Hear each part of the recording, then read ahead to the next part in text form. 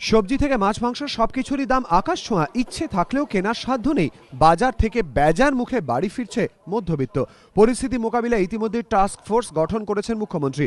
সরকারি উদ্যোগে খাস মহাকরণে চালু হয়েছে সস্তায় মুরগির মাংস বিক্রির দোকান। সরকারের দেখা থেকে বিভিন্ন পুরবাজারেও ন্যায্য মূল্যের দোকান চালু করেছে কলকাতা পুরসভা, কিন্তু তাতেও কাঙ্ক্ষিত সাফল্য আসছে না। পরিস্থিতি এমন পর্যায়ে পৌঁছেছে যে মুরগির দোকান চালু করলে সবজির দাম বাড়ে, সবজির করলে মুরগির।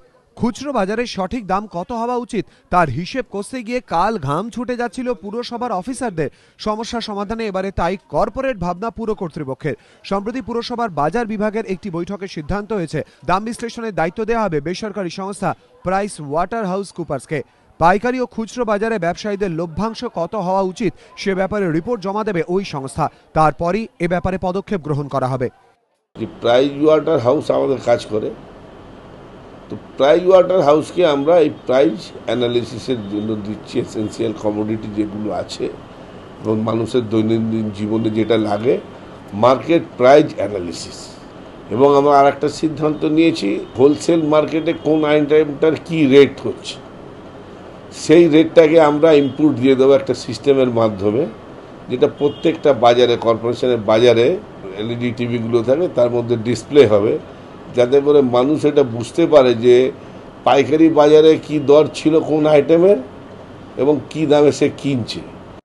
পুর কমিশনার এবং জয়েন্ট কমিশনারের পাশাপাশি বৈঠকে উপস্থিত ছিলেন বিভিন্ন ব্যবসায়ী সংগঠনের প্রতিনিধিরাও। এর মূল উদ্দেশ্য হচ্ছে বাজারের যে জিনিসপত্রের ডেইলি নিত্য প্রয়োজনীয় জিনিসের দামটা স্থিতিশীল রাখা, এবং সেটার জন্যই রাজ্য লেভেলে যে কমিটিটা হয়েছে সেই কমিটির চিন্তাভাবনাকে সামনে রেখে, মুখ্যমন্ত্রীর ইচ্ছাকে লক্ষ্য রেখেই এই কর্পোরেশন লেভেলে এই কমিটিটা হয়েছে, কলকাতার বাজারগুলো যাতে জিনিসপত্রের দাম স্থিতিশীল রাখা যায়।